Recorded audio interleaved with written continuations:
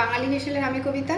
আজকে আমরা রান্না করব একটা নিরামিষ তরকারি। এই রান্নাটা, এই পদটা আসলে ওপার বাংলার, মানে পূর্ববঙ্গের রান্না। আমি শিখেছি আমার মায়ের কাছ থেকে। এই গরমের দিনে খুব সুস্বাদু এবং খুব হালকা রান্না হয়, সহজপাচ্য। সেটা হচ্ছে আমরা যে শশাটা স্যালাডের সাথে খাই বা এমনি খাই, সেই শশা দিয়ে তরকারি। আমি এখানে যে শশাগুলো একটু লাল হয়ে গেছে, আমরা অনেক সময় ফেলে দিই, সেগুলো দিয়েই আজকে আমি একটা সুন্দর তরকারি রান্না করব। সেই শশাগুলোকে আমি খোসা ছাড়িয়ে এরকম করে পিস করে নিয়েছি। ঘরে থাকা সবজি সব কিছুই, একটু আলু নিয়েছি, একটু কাঁচকলা নিয়েছি, একটু সজনে ডাঁটা নিয়েছি, কিছুটা ভেন্ডি নিয়েছি। ভেন্ডিটা আমি আগে একটু ভেজে নিয়েছি, তাহলে সবজিতে দিলে ভেন্ডির যে বিজল ভাবটা সেটা থাকে না। একটু সামান্য নুন হলুদ দিয়ে ভেন্ডিটাকে আগে অল্প তেলে ভেজে তুলে নিয়েছি। আর নিয়েছি কিছু ডালের বড়া। ডাল ভিজিয়ে মিক্সিতে বেটে ছোট ছোট বড়া করে ভেজে নিয়েছি, সেগুলো এই রান্নায় দেব। যে দুটো জিনিস ভাজা, সেই দুটো জিনিস আমি আলাদা রেখেছি, কারণ সব সবজি সিদ্ধ হয়ে যাবার পরে সেটা দেব। এবার আমি এই রান্নার জন্য একটা খুব সামান্য একটু মশলা দিয়ে একটা মশলা তৈরি করব। দিচ্ছি অল্প কালো জিরে। এখানে চা চামচের 1 চামচ মতন কি 1.5 চামচ মতন আমি এই কালো জিরে দিলাম। চা চামচের 1 চামচ সাদা জিরে দিচ্ছি। মশলা বলতে কিন্তু এটুকুই। এগুলোকে এর সাথে কয়েকটা লঙ্কা আর অল্প একটু টমেটো দিয়ে বেটে আমি এটাকে মশলা তৈরি করে নেব। মশলাটা বাটা হয়ে গেছে। আমি এখানে 1 টেবিল চামচ তেল দিয়েছি। এই রান্নায় তেলটাও খুব কম লাগে। এই তেলে বাটা মশলাটা আমি এবার দিয়ে দিচ্ছি। মিক্সিটা ধুয়ে অল্প একটু জল দিয়ে দিচ্ছি।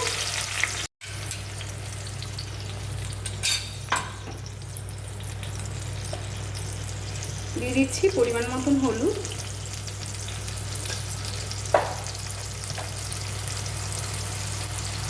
নুন।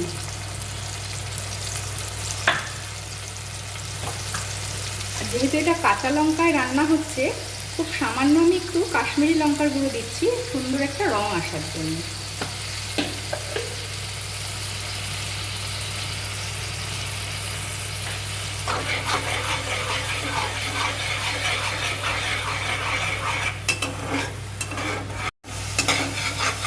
মশলা ভালো করে কষিয়ে নেওয়ার পরে এরকম মশলা থেকে যখন তেল আলাদা হয়ে যাবে, তখন সব সবজিগুলো এখানে দিয়ে দিচ্ছি।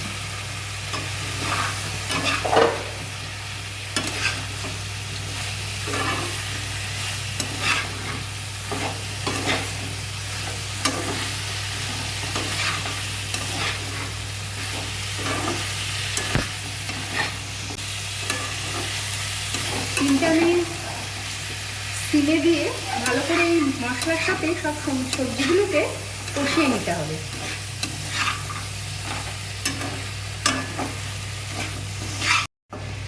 কিছুক্ষণ কষিয়ে নেওয়ার পরে সব সবজির জলটা মরে গিয়ে আবারও কিন্তু মশলা থেকে তেল ছেড়েছে। এবার আমরা সবজি সিদ্ধ হওয়ার জন্যে অল্প করে জল দিচ্ছি, দিয়ে মাঝারি আঁচে সবজিটা সিদ্ধ হতে দেবো।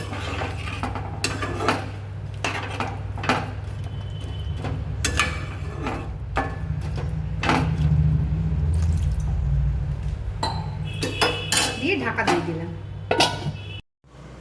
10 মিনিট পর আমরা ঢাকনাটা খুলছি। সব সবজি কিন্তু সুন্দর সিদ্ধ হয়ে গেছে। এবার ভেজে রাখা ডালের বড়া আর ভেন্ডিটা দিয়ে দিচ্ছি।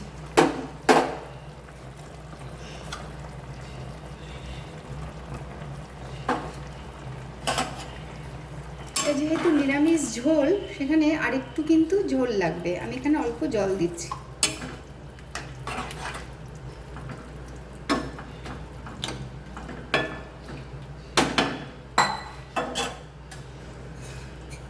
আর দিচ্ছি অল্প মিষ্টি। নিরামিষ তরকারিতে অল্প মিষ্টি না দিলে কিন্তু খেতে স্বাদটা খুব একটা ভালো হয় না, তাই আমরা দিয়ে দিচ্ছি এখানে অল্প মিষ্টি।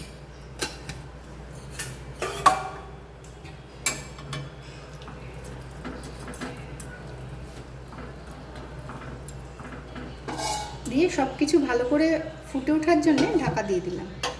মিনিট 5 পর ঢাকনাটা খুলে দিচ্ছি। সুন্দর সব কিছু ফুটে উঠেছে।